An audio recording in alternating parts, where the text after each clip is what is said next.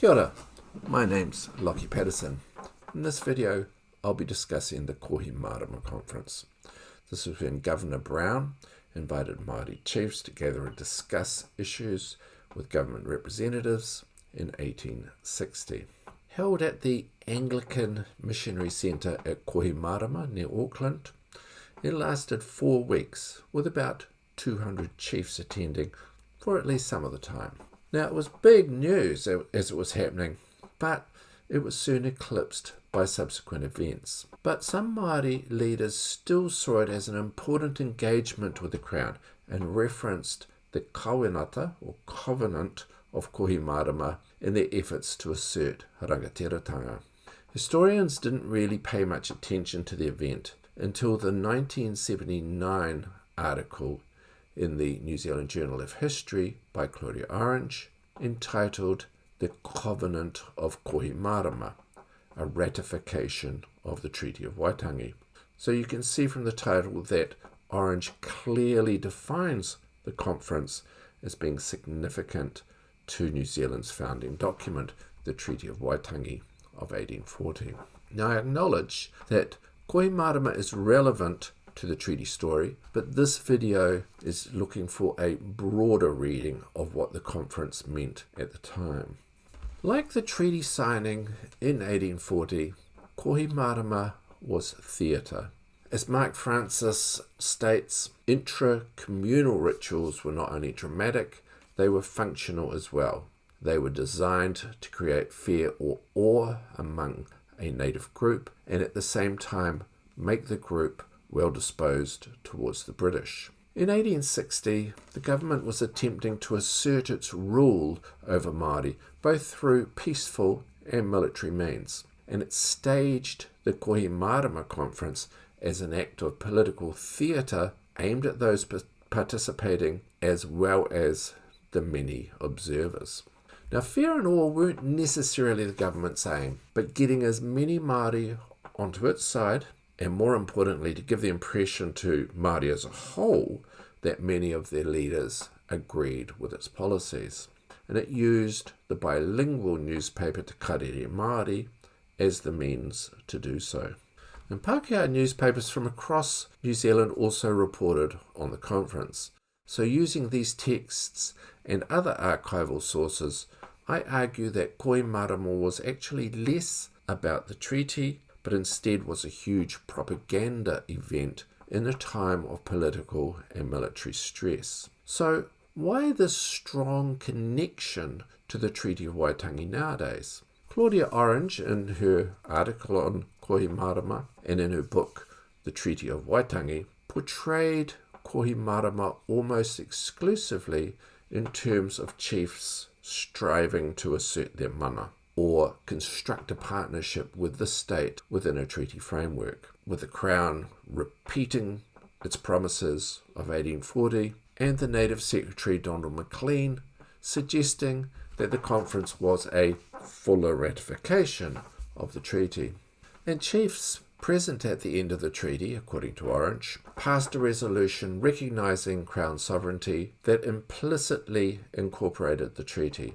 However, she points out that the governor was threatening a withdrawal of Crown obligations under the treaty and making the provisions of the treaty conditional on a continuing Māori acceptance of government authority, and that Maclean failed to explicitly convey the abstract national sovereignty that the Crown claimed. Other scholars have taken Orange's argument even further, implying that the conference was a positive step forward for Māori tino rangatiratanga.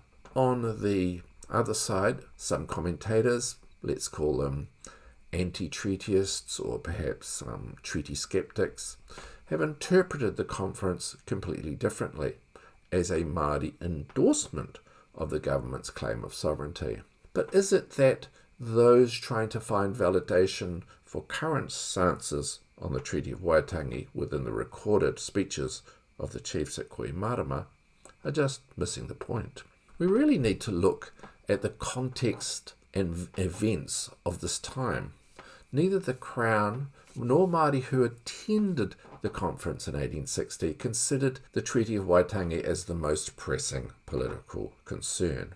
There were 371 recorded speeches or written submissions from Māori at the conference, but only 26 mentioned the treaty at all. Now, at the close of the conference, attendees passed 8 resolutions, none of which specifically referenced the Treaty of Waitangi, although the first affirmed the mana of the Queen and proclaimed the conference itself, not the treaty, as a kawinata or covenant. So, if it wasn't really about the treaty, what was it about? Some historians have noted that Governor Brown invited chiefs to Kohimarama mainly to gain their support over his war in Taranaki and against the Kingitanga, which is the Māori King movement, but also to gain Māori acceptance of Crown authority. These issues, and that the conference was an immense propaganda exercise on the part of the government to achieve these aims, provide the context from which we can understand what the conference was about. At the time, the treaty was more important to the Crown than Māori, who, by and large, still lived autonomously within their iwi, or tribes. Their mana was still real and substantive, and yes, they wanted to hold on to that. It was the government, not yet exercising effective power control over Māori, who pursued their treaty rights, as they saw it, of Crown sovereignty. Now, Governor Brown gave the opening address in which he gave the Crown's view of the treaty, and he argues that Māori gave up any pretensions of government for the benefits they would receive, and we can see the Māori, the original English, and my modern translation. And we can see from this section, in which he uses wording from Article 2 of the treaty, that a new translation is given to Māori, not the original Māori text that mentions tino rangatiratanga. And in this section, Brown is referring to the Kingitanga, which sought to retain rangatiratanga and to resist sales of Māori land to the government. This Māori King movement had not only established their own independent leadership in competition with the Crown, but their supporters were also fighting the Crown in Taranaki, and Brown called this movement an act of disobedience and defiance to Her Majesty, which cannot be tolerated. More importantly, he stated that Māori who didn't accept the Crown's authority risked losing the treaty's guarantees of protection. Brown even threatened Māori that the result will be that many evils will befall the Māori people and the destruction through which they will disappear. It's a fairly strong threat. Of immediate political importance for the government was the Taranaki War. Race relations had fallen to a low ebb by 1860. Colonisation had not provided the benefits and fruits that many Māori had expected, and the government seemed more concerned with buying land for settlers than with Māori well-being. And land buying often led to tensions, sometimes war within Māori groups over who had rights to the land. North Taranaki is a really good example, where the government appeared to have little concern about the tensions, fighting and murders that its own actions had been causing. In 1859, a low-ranking chief, Te Teira Manuka, offered land at Waitara for sale to the government. The leading chief, Wirimukingi Te Rangitaki, contested this offer, as he and most of his iwi, Te Atiawa, saw the land as collectively owned and not to be divided up. After a minimal investigation, Governor Brown pressed ahead with the purchase. Māori objected, and Brown initiated the First Taranaki War in March 1860. So Governor Brown chose to interpret Te Atiawa opposition not as a defence of their tribal land rights, but as a challenge to his government's sovereignty. Warriors from the neighbouring iwi and the Kingitanga came south to assist the Māori cause. By the time chiefs met at Kohimarama, things were not going so well for the government, and at the conference's close, Governor Brown privately acknowledged that the Taranaki news is worse and worse. With some tribes and the Kingitanga fighting alongside Te Atiawa, the government wanted to keep the conflict from spreading. Maclean suggested a conference 1 month into the war, arguing that it was a means of preventing what would be much more costly, a general native war. And at the end of the conference, he described the event as a safety valve, effective in keeping Māori on side and useful for the progress of colonisation. If the governor's opening speech failed to awe or frighten Māori, then for the rest of the conference, the government tried to turn Māori to its side. It was a reasonably relaxing time, with chiefs assembling for about 3 hours most days, with weekends off, and they were well fed with opportunities to meet the governor and talk with officials. And at the end of the conference, Maclean suggested to Brown it would have an excellent effect with the chiefs if you would come down to dine with them tomorrow. He should accentuate his high position and not be too excessive. He should eat the same food as the chiefs and wear something in the way of distinction, but not a full uniform. This, the government's Māori newspaper, Te Karere Māori, deemed a sign of love. Given that Māori had largely converted to Christianity, it's not surprising that one chief interpreted the event as analogous with the Last Supper. And Maclean knew that the chiefs would feel some obligation to the government. Renata Kawepo of Ngāti Kahungunu, who had refused to attend, disparagingly described those who did as lick plates. The conference was thus participatory performance, but paired with the printed texts of the speeches. Walter Buller, an official, took notes of Māori speeches, which he then wrote up. It's unlikely that these were complete, but chiefs did have the opportunity to check them for accuracy before they were published in Te Karere Māori. The first reports appeared just 4 days after the start of the conference. And although Kohimarama ran for just 4 weeks, it took the newspaper a lot longer to publish all of the conference content. Now, it only appeared fortnightly at this time, but 298 pages were devoted to the conference over 5 months. And this is far more pages than would normally be printed in this time. The conference was not just about getting chiefs publicly on side, but ensuring that they were seen to do so in the textual record. Now, the newspaper denied that the conference was primarily called over Taranaki and the Kingitanga, but no one was really under any illusion. As Wakanene of Ngāpuhi proclaimed, the reason was the Kingitanga and the government's war with Te Rangitake and Te Atiawa. So the conference was about furthering government aims. One unnamed Pākehā, perhaps an official who attended, laid out the government's aims, which clearly aligned with its colonising policies. He added, "The thin edge of the wedge has been inserted, and those who are conversant with native affairs can fairly appreciate the advantage thus gained." The problem for the government was that most chiefs were sympathetic towards Te Rangitake and Te Atiawa. After all, what happened in Taranaki could easily have happened to them, and they couldn't really see the point of a war. Maclean, the native secretary, tried to steer the conference away from these positions. Just over a week into the conference, he spent a whole day giving a history of the North Taranaki region, right from the time of 1839, New Zealand Company purchase, right up to their present. Basically giving the government's case for purchasing Waitara, the disputed land, even reading out a number of documents verbatim. Maclean very carefully avoided talking about the dire military situation, except suggesting that Māori had suffered heavy losses. He was clearly spinning the government's case, and some Māori, it appears, began to swing in behind the government's position. And some chiefs wanted to go to Taranaki to talk sense to Te Rangitake. but McLean dissuaded them. This was not his aim.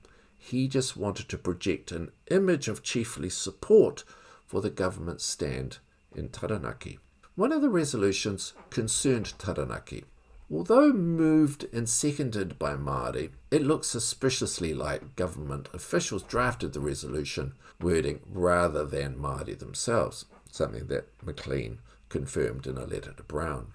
Ultimately, the government could claim that the chiefs present unanimously signed a document agreeing to the resolutions, which included recognition of the Queen's mana and condemnation of the kingitanga, with just 3 chiefs publicly objecting to the resolution on Taranaki.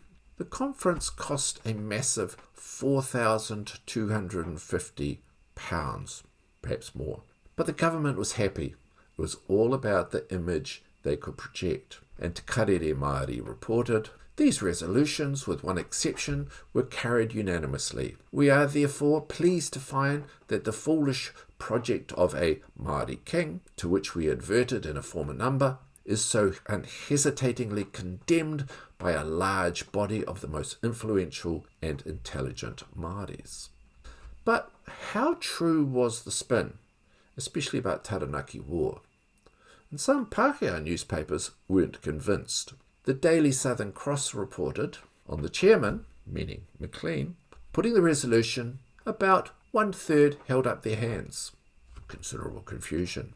Chairman called attention to the fact that in the earlier part of the conference they had blamed Whakahe, the governor, for the war in Taranaki, but he, having enlightened them on the question at issue, he understood that they were now convinced to the contrary. Some irregular talk among the natives. Private conversation between the chairman and the assistant native secretary. Chairman again put resolution 3. About the same number, 1/3, held up their hands. Further confusion. Some little talking. Chairman did not call upon those who disapproved of the motion to put up their hands, but called upon W. Tamehana to move to resolution 4. So only 1/3 agreed with the government and the others were ignored. Reverend Robert Burrows, an Anglican missionary, wrote to the Daily Southern Cross that despite just 1/3 support for the resolution by show of hands, that after the chairman had declared the conference closed, the great majority of these men had been induced to attach their signatures to those resolutions as a whole. And he learnt that some of them had afterwards expressed their ignorance of what they had signed. For the chiefs, it was clear most did not support the government over Taranaki, but had not read the resolutions properly when they signed them, or had been induced in some way. Burrows also suggested that the government's spin had only worked at silencing the chiefs, certainly not convincing them.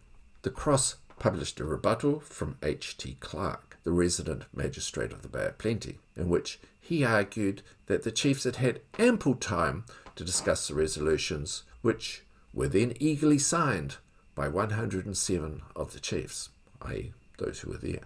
But the Cross also suggested that the government had largely bought the support of the chiefs, that not only had the government hospitality likely moderated criticism from the attendees, but that the meeting had been under the influence of presence.